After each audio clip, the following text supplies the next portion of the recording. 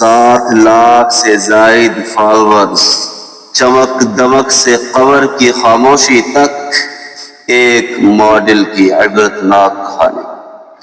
اداکار و ماڈل حمیرہ اصغر علی، جس کے سوشل میڈیا پر 7 لاکھ سے زائد فالورز تھے، جس کی زندگی روشنیوں سے جگمگا رہی تھی، جسے اشرافیہ کی پارٹیوں میں مدعو کیا جاتا تھا، اور جو کتنے ہی دلوں کی دھڑکن سمجھی جاتی تھی، آخرکار کراچی کے ایک پوش علاقے DHA کے ایک فلیٹ سے بوسیدہ متعفن لاش کی صورت میں ملی۔ لاش کی یہ حالت تھی کہ گوشت گل چکا تھا، صرف ہڈیوں پر کھال باقی تھی۔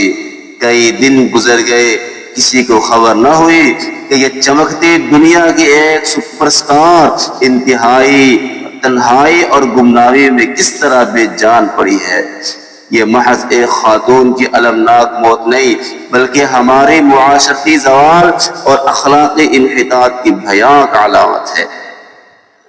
آج کل کی ماڈلنگ اور شوز کی دنیا کو دیکھیں تو ایک چیز واضح ہے، صرف ظاہری جسم کی نمائش کو کامیابی سمجھا جا رہا ہے۔ فالوورز، لائکس، ویوز اور شہرت کی طلب میں عصمت، وقار، شرم و حیا کی تمام حدیں توڑی جا رہی ہے۔ اسلام میں حیا کو ایمان کا حصہ قرار دیا گیا ہے۔ رسول اللہ صلی اللہ علیہ وسلم نے فرمایا کہ ہر دین کی ایک خصلت ہے اور اسلام کی خصلت حیا ہے۔ جب انسان حیا کھو دیتا ہے تو اسے کسی گناہ پر ندامت نہیں ہوتی۔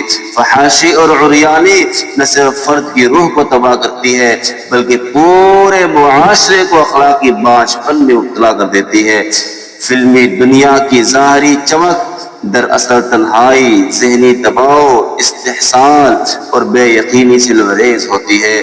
ایسی دنیا جہاں دوستی محض فائدے کی بنیاد پر ہو، وہاں انسان سب سے بڑھ کر خود کو تنہا پاتا ہے۔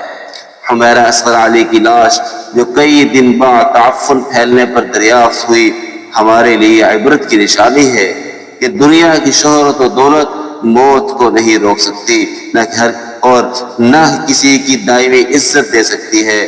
یہ وقت ہے کہ ہم نوجوان نسل کو سکھائیں کہ سچی عزت، کامیابی اور سکون صرف اللہ کے دین میں ہے۔